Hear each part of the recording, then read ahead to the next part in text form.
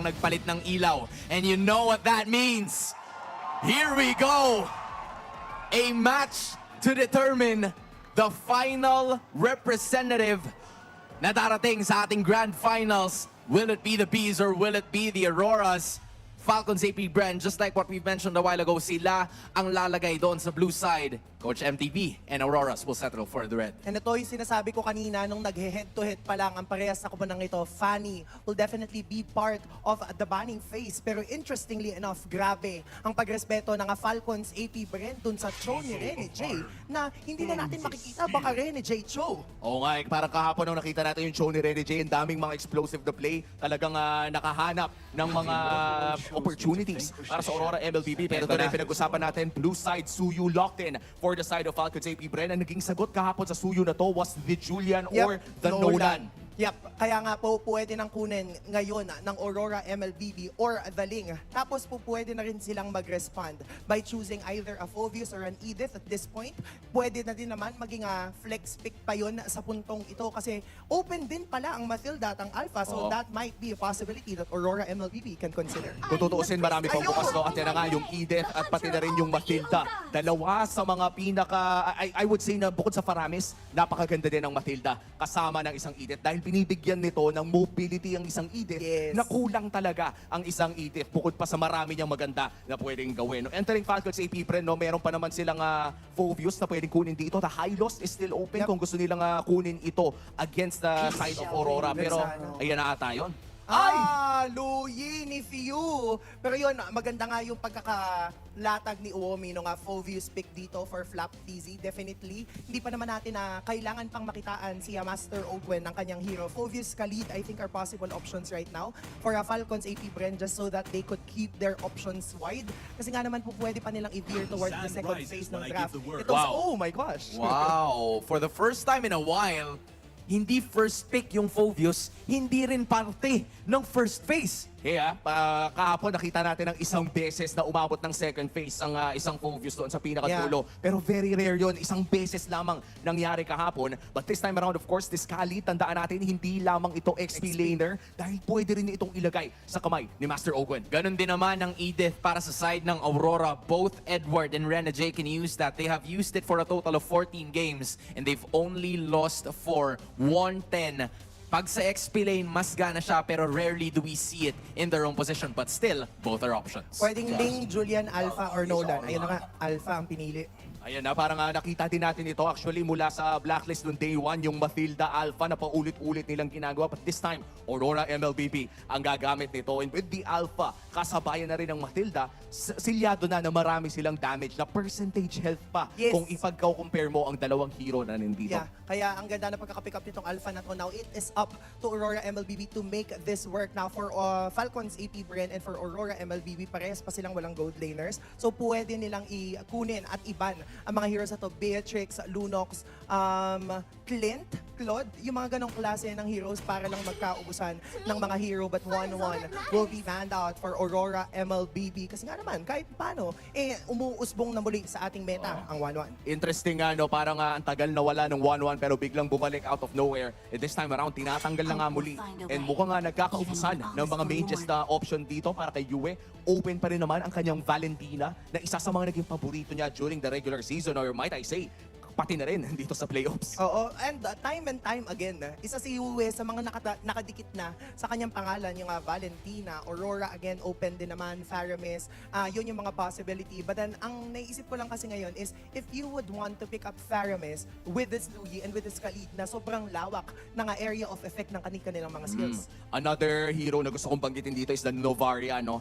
Isa si Yue, siya naglalaro talaga ng Novaria at ginamit na rin ata ng Aurora MLBB ang Novaria para kumontra sa mga Luyi compositions na nakakalaban nila. So hindi na malayo na makita natin ang Novaria na yan kung sakaling yun ang piliin nila. So far, ang madalas nating makita ay walang iba kundi ang newest hero in the game. That's Suyu, na madalas din ginagamit nitong si Kyle TZ ever since the playoffs have started. Kasi dito nga lang nag-umpisa na pwede mong magamit yung hero na yan. It's a 60% win rate for Kyle TZ and you see that KDA matchup there. Pero doon nagkaroon ng advantage in terms of getting those objectives. I think there's a kit with Atsuyo that is really working well upon taking those turtles and lords. Yeah, ang lakas kasi ng kanyang retribution plus yung combo and then yun na nga, Aurora will be banned out dito for Falcons AP Bren just so that mapipigilan yung pag-arangkada nila kapag gusto na nilang mag-set up. But now for Yue, pwede naman siyang mag-Eve, mag-Valentina, mag-Faramis, yun na lang yung mga naisip kong options for him right now. Let's see if yun nga ba ang kanyang ilalakin dahil medyo nalimitahan na nga kanyang gagawin. Kung comfort pick lang ang usapan, siguro Valentina na ang kanyang kukunin dito. Pero again, ang dami pa nga open. May Faramis pa and others. And so far, no, in terms of gold lane, napaka-open pa ng matchup natin dito. Kung tutuusin, dalawang gold lane ban lamang ang ating nakita sa buong serye na to. So pwede pang magtapatan yung mga Lunox at mga iba pa. Oo. O even the Nathan, pwede rin lumabas. Yeah, pwede pang lumabas. And alam mo, yun talaga yung nagiging maganda, no? Kapag ganun kalawak pa, yung hawak dun sa gold lane, Valentina will be locked in for Yue. Kaya ang Classic. daming options para sa kupunan ng Aurora MLBB. And with this Valentina pick, I'm sure that the last pick coming from Doming and the gold lane will be a physical damage hero. Kasi nga naman, baka kulangin sila in terms of physical damage kung mag-gold mage pa sila. At dito na natin malalaman no, kung flex pick nga ba ang Khalid na Yep. to o mapupunta pa sa kamay ni Flap TC. They do need one more crowd control Hylos. dahil medyo mabagal ang Raging Sandstorm kung yun ang magiging pang simula nyo ng mga teamfight. So there is a big chance na ang makita natin kay Ogwen dito yung mga kayang mangbigla with crowd control. Hylos, Terizla, Arlot, Tig. Parang yun na lang yung nakikita ko Oo. na pupwedeng kunin dito ni Master Oven. For Super Marco, pupwede... Barats XP. Beatrix ang pipiliin. I like this. The Barats, nakita din natin na kahapon actually nilaro din ito ng Blacklist Yup, yup, International yup, yup. in the XP lane. Pero parehas flex pick to I would say. Dahil medyo matagal-tagal na siguro sinaunang panahon pa yung Rome Barats but it is still working. Kumbaga pwede pa rin naman paganahin. But then again of course, mas tried and tested na ang Rome Khalid. Yep, kasi magiging mabilis yung rotation now for Doming, Claude or Carrie para lang may pambarag dun sa Barats. Pero mukhang, oo nga, open pa yung Moscow. And there you go. The Moskov in the gold lane na nagbibigay ngayon ng kakayanan sa Aurora na magkaroon ng split push presence. At tandaan natin, no, by late game, dalawa ang magiging marksman ng Aurora with the Edith as well. Kaya panigurado, kapag umabot to ng late game, ay magiging mahirap na makipagsabayan sa kanila in an all-out team fight. Yeah, kaya nga sa paglalaban nito, kailangan lang bantayan ng Aurora MLBB yung mga possible diversion play na manggagaling sa likod yung Khalid with the Raging Sandstorm. Ito ang pasimula, ito ba ang pasimula sa pagtuloy-tuloy na paglipad ng Bees patungo sa kanilang World Tour? Or ito ba ang simula ng muling paglitaw ng sinag ng Aurora? Casters, pasok! Tumatagos na ang enerhiya ng mga fans na kasama natin dito sa MPL Arena.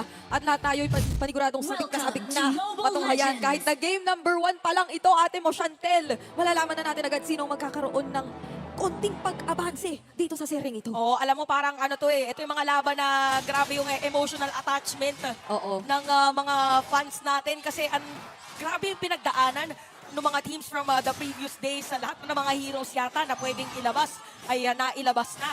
Isa na dyan si Suyo na lagi natin nakikita at parang medyo sinusuyod din dito sa may middle lane. Yung actually for both of our teams, masakit yung mga wisp dito ni Renny. Oh, Ay! Mapapa-flicker agad, sabay TV out. O, di ba? Sabi natin, simula pa lang, nagkakaroon na agad ng action. Pero dahil nga nabanggit mo na rin no, yung kumbaga emotional attachment na meron din tayo para dito sa mga teams na ito, isa rin siguro sa mga gusto kong banggitin ay kung gaano ka-importante para sa ilang mga kupunan, lalo yung mga game 1. Kasi parang napapag-usapan din natin recently yung trend kapag nakakauna ka, Momentum. ang taas ng chances talaga na tuloy-tuloy eh. Oo, kasi nakukuha mo yung pattern, tsaka parang napipigilan mo yung kalaban, tsaka momentum talaga. Parang lahat ng mga games natin buong playoffs, medyo momentum-based. Pinaka-example siguro natin, naging laban kahapon ng Aurora na dinire-diretso na lang nila. For F-Cup naman, parang batak na sila pagdating dun sa mga palitan, Oo. yung mga parang biglaan, wait lang sa may middle lane. Mapapflicker out si UN first blood, baka para sa kanya, Demon kahit isusunod na rin. Kyle Kizir with a kill, unang 2 kill para sa F-Cup. Nagkaroon pa ng clutch doon na shields dito si Kapitan Few at mukhang nakakuha ng advantage ang Falcons AP Bren agad-agad prior pa sa mga objectives na makikita natin early into this game. At nakakatakot ito dahil kung babalikan nga natin yung naging comparison ng lineups nung bago tayo pumasok, ang taas ng advantage ng early game sa Falcons AP Bren. So ngayon, parang giveaway ito na nasi-secure pa nila yun unti-unti. Siguro parang sinasabi din dito ng Aurora. Okay, sige, mamaya, parang iwas din muna tayo sa teamfight. But speaking of teamfight, ginamit tayong dito as welcome. At mataas start pa kayo mga players doon habang nakuha pa yung turtle. Renegade is gonna be down. Ginamit ni Demon kahit yung kanyang ultimate para makatakas. Edward naman, ang mahuhuli. Apat na players ng FCAP ang nandoon at biglang lumobong kalamangan. Sabay titipi pa si Fuse. Saan siya pupunta? Okay, para lang balik sa middle lane. Oh, balik para makapag-clear agad. Ano yung disiplina dito? Nakikita natin agad-agad mula sa Falcons AP Bren. Maski yung kaninang parang tinawag pa nila ulit si Flap na, "Huy, dito ka na." Oo, wag ka na dyan. Wag ka na dyan. Saan ka naman pupunta? Hindi na yan mahuhuli at mahahabol. Pero itong si Owen, hindi tinatantanan ang Aurora MLBB. Oo, napilitan tuloy mag-flicker out at siya naman ang bibigyan. Nagkakapalitan lang yung mga teams natin. So, Ogwen's gonna be down para dito sa side ng FCAP. At ang aabangan natin, ito laban ng Moskov tsaka Beatrix. Oo. Mamaya, late gamers to. Pero bago mag-late game, lilipad daw muna ang mga team dito ng Aurora. Kaya naman pa rin si View dun sa gitna.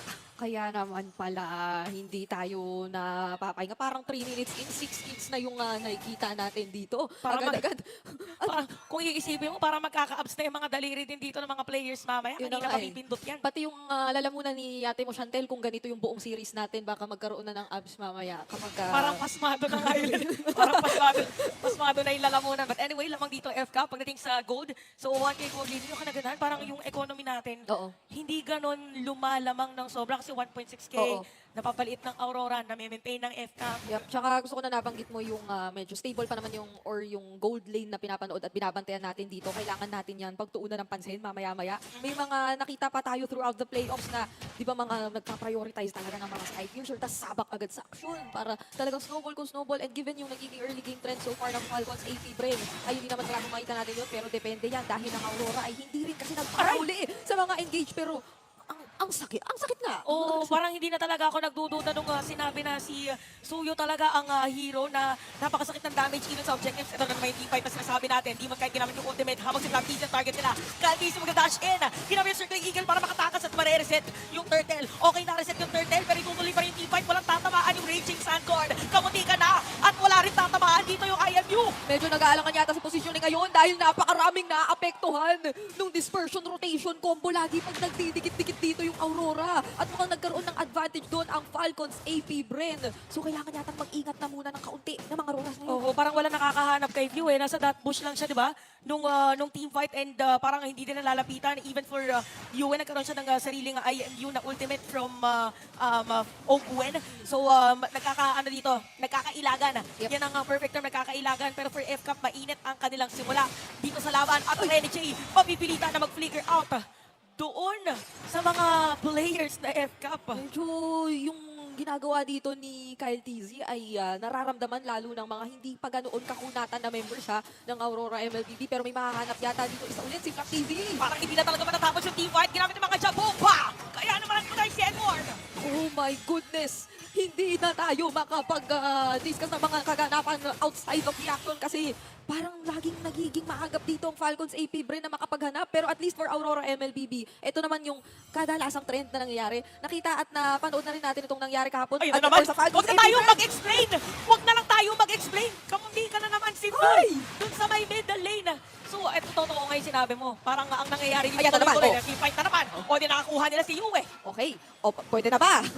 Pwede na yata mag-farm eh. Okay, magpa-farm muna sila. So, pwede naman na yata natin balikan yung sinasabi natin kanina, no? Tingin ko, kasi Ultimo Falcons AP Brand kahapon, naranasan nila yung ganitong nakakapag-split muna si Super Marco. Sige lang, ipagpatuloy mo lang muna yung pagpa-farm. At nabaliktad naman nila one time against Fnatic Onyx yun. And probably yun din yung gusto na maging outcome dito ng istorya ng Aurora MLBB. To think naman, Splitters muna. oo, kasi sabi rin naman ng ating Infinix Game, tambayan nga naman kanina, pagdating ng late game, dalawa ang marksman dyan, pero in terms of objectives, kailangan natin kumataan. Ito na, speaking of objectives, talagang kinukuha na at sinisimula ng ating mga players.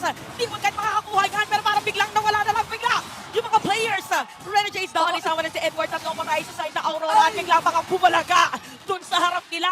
Tatamaan pa dito ng mga pa-vacuum. Idol ng mga kids! Isama mo ba si Super Makmak? Tumama ang Runners Apathy! At ngayon ay makakakuha ng tore ang Falcons AP Bren. Balikan natin doon We sa want the ating replay. Infinix Instant Replay. Pero practice lang muna kasi masyadong mabilis. Sa sobrang bilis kasi Yes. parang nakakahilo yung mga ganun eh. Parang Oo.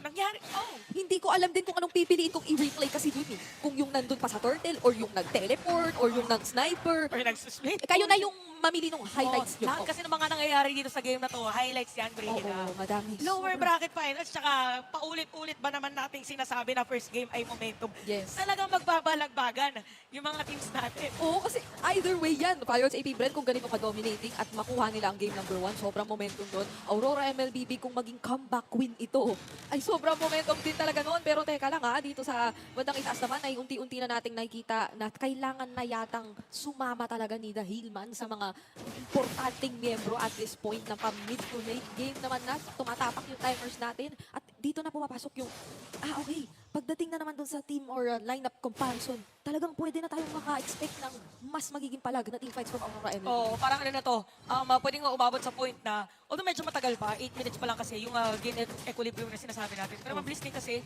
yung clearing na minion wave nila. Yep. And also yung mga heroes na gamit nila dito is gamay na gamay. Tsaka buong playoffs kasi ito yung mga parang nakaka-trust issue na kahit ganong laki kalamangan ng kalaban, parang bigla pa rin dumadating na lang talaga bigla yung mga kalaban. Ginamit yung Lone as well, gamit bigla na lang nawala si Renny J. And even Edward, mabibigyan na rin. Umawashing-washing si Cal TC, pero Torre ang kukuhanin ng F-Cup dun sa itaas. Sobrang reliable lang nagiging engages ngayon ni Flap TZ at masusundan siya ng napakaraming mas magandang AOE. At ngayon, diversion play, where? Ay! Pababa, pababa, pababa, pababa! Ay! May tatama pa si Dome para makatakas siya. Nakita niya ng mga players dito sa side. Ay! Ay! Tinamaan! Okay, makakasalubong niya si Cal TC. Makakamamaon ba? Nagkatasa away at nakatakas pa rin. Apat na miyembro ng F-Cup yung nandun, Brigida. What is happening? Clutch na naiwasan niya yung Soul Saber. Kasi feeling ko kung inabutan siya nun, yung lost HP percentage, mathematics calculation niya ay mataas yun eh. Mararamdaman at mukhang mababurst down siya kung inabutan man siya. Pero fortunately for Domeng ay nakaiwas. Ano yun? Double iwas yun. Kasi Spear of Destruction tapos dash iwas pero still of course. Yes. Feeling ko after nung nakatakas siya, ang unang tinanong mga kakampi niya, okay ka lang? Okay ka lang ba? Kaya nga Kasi medyo nakakaano yun eh, parang nakakagabay mga ganong moments, pero ibig sabihin it's all on the matter of the skills. Pero para sa F-Cup, makakasira sila ng Torre sa taas at 11.2k gold lead para sa game number 1. Napakataas pala talaga ng kinakaharap na advantage ngayon ng Aurora MLBB. So kailangan nilang sobrang makapag-rely sa wave clear potential nila. Pero papasok yata dito si The Hillman! Pero sasalubungin dito ang kanilang supposedly set-up play. Si Edward ang tatamaan. Rene J biglang nawala. At nakikita natin ngayon na kailangan dumipensa paunti-unti ng Aurora. Pero grabe ang pressure na pinapakita dito ng F-Cup. Parang kung ikaw kasi ang Aurora MLBB dito, mag-aalangan ka talaga sa positioning. Saan ka pwede mag-engage ng team fight na gusto nyong i-utilize yung team fight capabilities nyo nang hindi kayo na kukuhaan ng magandang advantage katulad na lamang yan. Isa na namang magandang diverse dispersion tapos make mo. Hindi ko na naituloy! Oh, and that's a godlike kill. Talagang godlike kill. Para dito kay Super Marco, hindi pa daw siya okay dun sa damage niya na yun. Nag-build pa ng Blade of Heptasis. Hindi ba siya, doon? Hindi pa pala sapat yun. Ay, So, oo. ito na. Oh, Hindi. biglang sumeta play si Owen. Mamatay dito si Edward. So we have 3 players left para sa side ng Aurora para dumipensa. Rene J mamatay na rin. US alone. At ang side naman ng F-Cup ngayon ang mananalo para sa game number 1. 11 minutes na pala tayo. Nanunood ng laban dito. Grabe na ito. Hindi ko kinayaw. Grabe na. Mainit ang ating game number 1.